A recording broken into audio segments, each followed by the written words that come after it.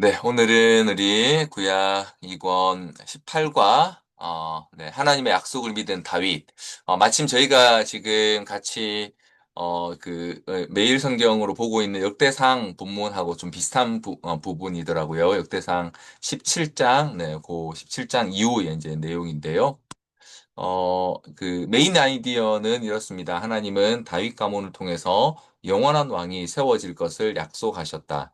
오늘 저희가 함께 볼 이 역대상 17장이 이제 하나님께서 다윗에게 그 메시아 언약을 주시는 이제 다윗 언약이라고 불리기도 하는 아주 중요한 내용입니다. 이제 이 내용이 우리가 이제 아는 것처럼 그 메시아, 예수 그리스도에게까지 연결돼서 신약에서도 이제 그 내용들이 이제 어떻게 이제 이루어지는가를 볼 수 있는 그런 중요한 내용인데요.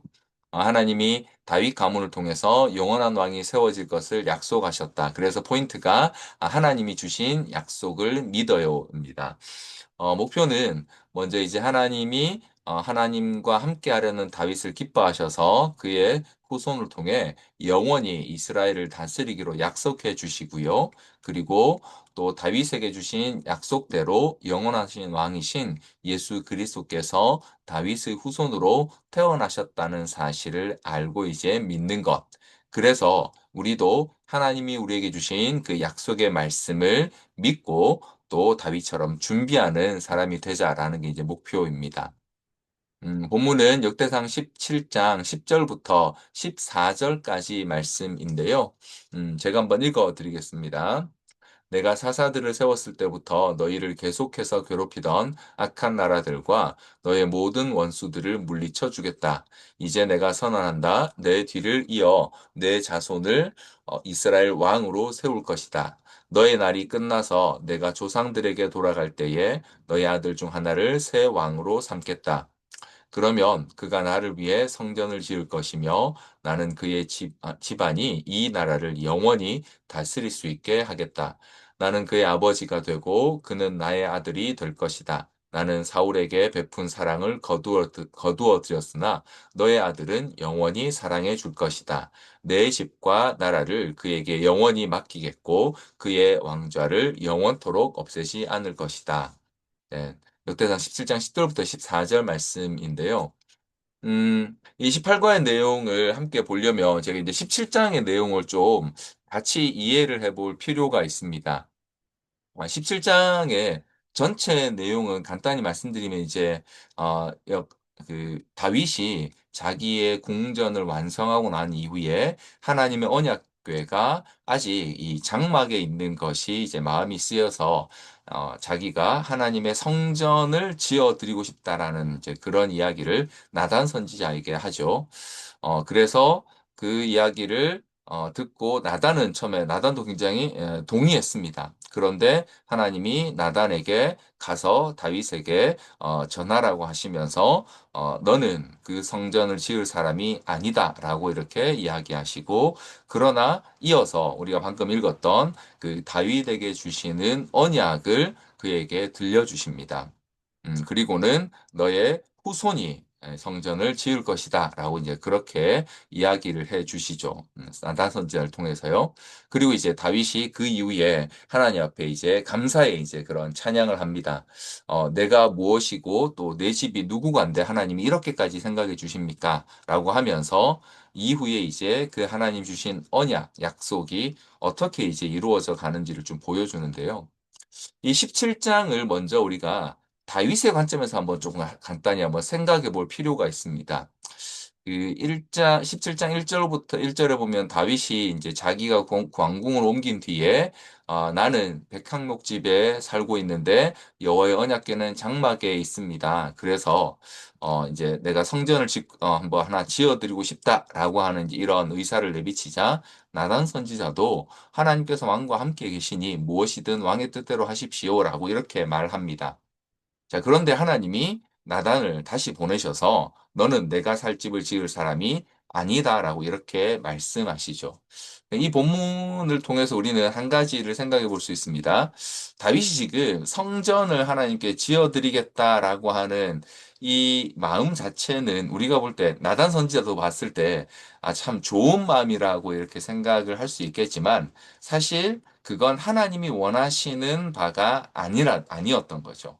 어떻게 보면 이건 일종의 다윗의 미숙함에서 나오는 하나의 시도일 수 있습니다.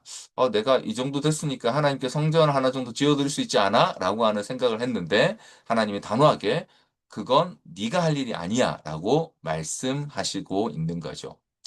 어떻게 보면 다윗의 미숙함으로 시작된 일이지만 그러나 하나님께서는 그런 다윗의 미숙함도 기쁘게 받으셨어요. 그래서 하나님은 오히려 그런 다윗에게 약속을 주고 계시죠. 내가 너를 위대한 왕이 되게 하고 너의 가문이 계속해서 이스라엘을 다스리게 하겠다. 그래서 이제 17장 이후에 이어지는 내용들을 보면 하나님께서 다윗에게 네 가지 정도의 약속을 주고 계시는 것을 볼 수 있습니다. 그 약속들은 하나는 너를 세상에서 존귀한 자들의 이름같이 만들어 주겠다. 그리고 내가 다윗을 위해 너의 가문을 왕조로 세우겠다라고 약속해 주시고, 그리고 너의 아들이 나를 위해 성전을 짓게 하겠다. 그리고 다윗의 왕위가 영원히 이어지게 하겠다라고 하는 이런 약속을 주고 계시는 것을 볼 수 있습니다. 앞서도 말씀드린 것처럼 비록 다윗이 조금 미숙했지만 그런 미숙함에 대해서 하나님은 오히려 꾸짖으시기보다 그의 사명을 깨닫게 하시고 그리고 오히려 그에게 이 약속을 주시면서 그가 앞으로 해야 될 일이 무엇인지를 좀 더 분명히 알게 해주시는 그런 상황을 볼 수 있습니다. 그리고 실제로 이제 다윗이 받은 그 약속들이 이루어지는 것을 이 이후에 역대상 18장부터 마지막 29장의 내용을 통해서 볼 수 있습니다. 하나님께서 주변의 나라들을 다윗이 다 평정하게 하시고요. 그리고 실제로 그의 아들 솔로몬이 왕이 되게 하셨을 뿐만 아니라 그리고 이제 역대하에 가보면 그 솔로몬이 바로 성전을 건축하는 것까지 해서 이 다윗에게 주신 약속이 실제로 이루어지는 것들을 성경은 우리에게 보여주고 있고요. 특별히 이 약속을 믿은 다윗은 그의 노년에 이 성전을 잘 건축할 수 있는 자재와 사람과 그리고 성전을 짓기 위한 여러 가지 준비들을 해 두는 것을 기록해 놓고 있습니다. 그 준비해 보면 뭐 성전 건축할 자재뿐만 아니라 심지어 찬양대나 또 사람들이 어떤 역할을 해야 되는지까지 아주 꼼꼼하게 다윗이 준비를 해 두고 이제 자기 아들 솔로몬에게 그 다음을 부탁하는 그런 내용들을 볼 수 있습니다. 자, 요렇게만 보면 역대상 17장은 다윗에게 있어서 하나님의 약속일 뿐만 아니라 그 뒤에 그 약속이 이루어진 것들을 보게 된 그런 기록이 되죠. 자, 그런데 오늘 우리의 관점에서 봤을 때 역대상 17장은 어떤 느낌일까요? 실제로 하나님이 다윗에게 주신 그 약속이 다 이루어졌습니까? 우리가 볼 땐 그렇지 않습니다. 왜냐면 다윗에게 준 그 왕위가 영원히 이어질 것이다라고 했는데 실제로 이스라엘은 망해버렸죠. 지금 다윗의 왕위가 이어지지 않습니다. 네. 이 역대상 기록을 읽던 이스라엘 백성들 당시에도요. 페르시아에서 망해버린 상황에서 이스라엘로 돌아온 그런 상태입니다. 다시 말해서 네. 육신적으로는 그 약속이 이어지지 않는 것처럼 보이는 그런 상황입니다. 이걸 통해서 이제 알 수 있는 건 솔로몬이 왕이 되었다고 해서 하나님이 주신 약속이 완성된 게 아직 아니라는 거죠. 그런 의미에서 오늘 역대상 17장을 읽는 오늘의 우리에게는 하나님께서 다윗에게 주신 이 약속이 아직 완성되지 않은 약속인 거죠. 솔로몬이 왕이 돼서 성전을 지었다고 해서 하나님이 다윗에게 주신 그 약속이 완성되었다라고 볼 수 없다라는 거죠. 그러면 그 하나님의 약속에 나오는 영원한 왕은 누구를 의미하는 거겠습니까?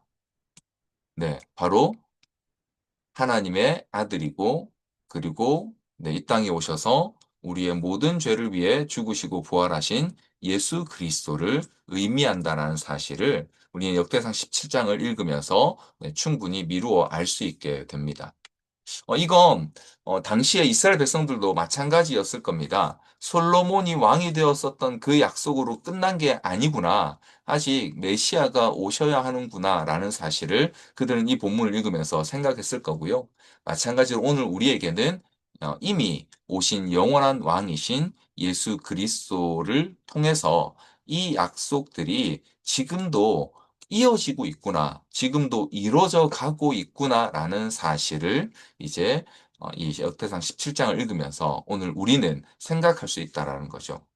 당시에 다윗에게는 그 약속이 주어지고 완성된 것처럼 보였지만 그것은 약속의 시작에 불과했던 거죠. 그래서 예수 그리스도로 인하여서 그 약속이 좀 더 우리에게 선명하게 네, 드러났고요. 그리고 지금 이 시대를 살아가는 우리에게도 이 약속은 아직까지도 완성되어 가고 있는 중이다라고 이렇게 볼 수 있습니다. 그런 의미에서 예수님께서 오셔서 이 이렇게 완성의 새로운 시작을 보여주셨던 이 약속은 다윗처럼 하나님의 약속을 믿고 순종하는 사람에 의해서 점점 더 앞으로 분명하게 드러나게 될 것입니다. 다윗이 그 약속을 믿고 성전을 준비하고 솔로몬의 그 왕위를 물려주고 성전이 지어지게 했었던 이 사건들은 그 시기에는 약속의 완성처럼 보였지만 후대인 우리가 볼 때에는 그렇게 하나님의 약속을 이루어 가는데 한 역할을 했던 사람의 그 기록이 되는 거죠. 그래서 우리도 이 약속을 읽으면서, 이 본문을 읽으면서, 아, 하나님의 약속이 이렇게 지금도 이루어져 가고 있구나. 그러면 우리에게 주신 이 약속을 위해서도 우리는 다윗처럼 약속을 믿고 또 그 약속을 기대하며 준비하는 삶을 살아야 하겠구나라는 사실을 이 다윗에게 주신 이 언약을 통해 우리는 생각하게 되는 것입니다. 그리고 예수님이 다시 오실 때 이 약속은 완성될 것이다. 그때까지는 이 약속이 조금씩 조금씩 더 우리에게 선명하게 보여지는 것들을 기대하면서 그렇게 믿음으로 살아가야 한다라는 사실을 이 역대상 17장은 우리에게 말씀해 주고 있는 것입니다. 자, 그렇기 때문에 우리도 다윗처럼 하나님이 주신 약속을 믿음으로 살아가야 한다는 것이죠. 다윗이 하나님이 자기에게 주신 그 약속 때문에 자기의 이후의 삶 가운데 하나님이 어떻게 일하셨는지를 이 역대상 기록에서 나타내고 있는 것처럼 또 그 약속 때문에 성전을 준비하면서 살아갔던 것처럼 우리도 하나님 주신 이 약속을 이미 받았지만 그러나 또 완성될 것을 기다리며 살아가는 사람들이 되어야 한다라는 것을 이 역대상은 계속해서 우리에게 보여주고 있습니다. 자, 그래서 이제 우리는 이렇게 한번 질문해 볼 수 있습니다. 자, 그러면 우리는 어떻게 해야 할까요? 크게 두 가지를 이 교재에서 우리는 한번 아이들과 같이 한번 좀 나눠 봐야 할 것 같습니다.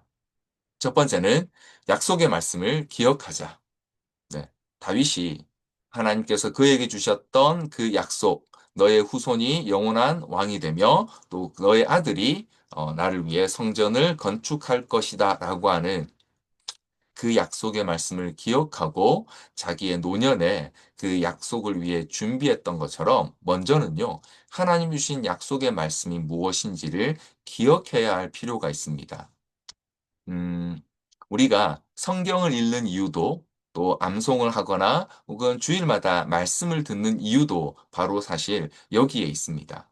하나님이 우리에게 주신 약속이 무엇이고 또 그것이 어떻게 지금 우리에게 나타났는지를 우리가 잘 알기 위해서 우리는 성경을 읽어야 하고요. 또 주일 설교와 또 예배를 통해서 그 약속을 계속 확인해 가고 있는 거죠.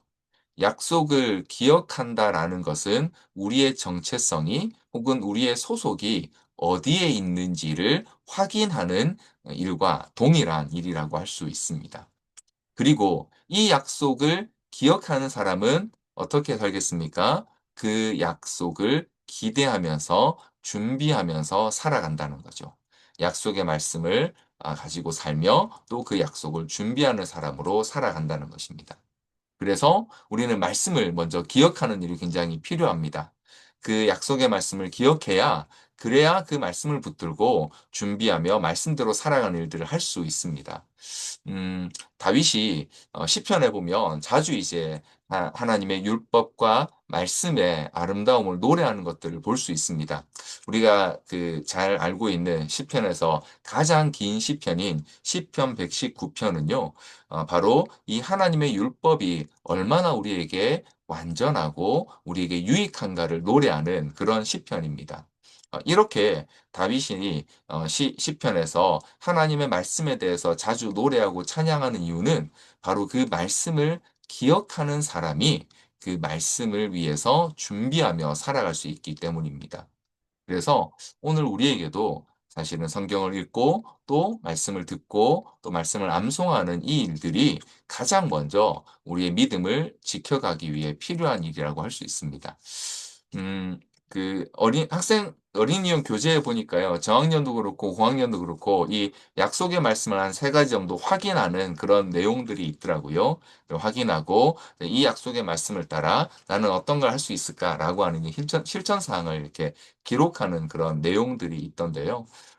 거기 나오는 그 말씀들을 아이들과 함께 좀 같이 읽으시면서 이 말씀이 하나님께서 우리에게 주신 약속이라는 사실을 한 번 더 좀 잘 확인시켜 주시면 좋겠습니다.